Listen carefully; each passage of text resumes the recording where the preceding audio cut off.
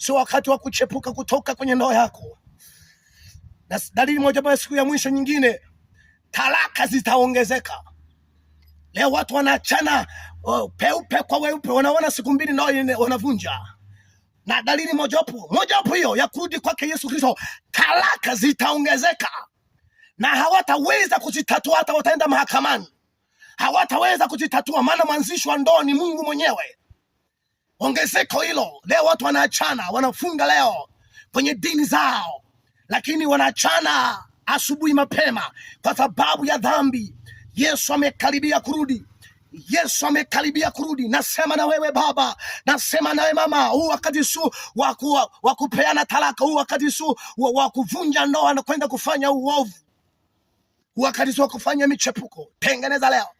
Yesu amekaribia kurudi. Nimaliza kusema kwamba Mungu akubariki. Yesu anakupenda. Ni mimi Pastor Musa Kilamba. Amen, amen, amen.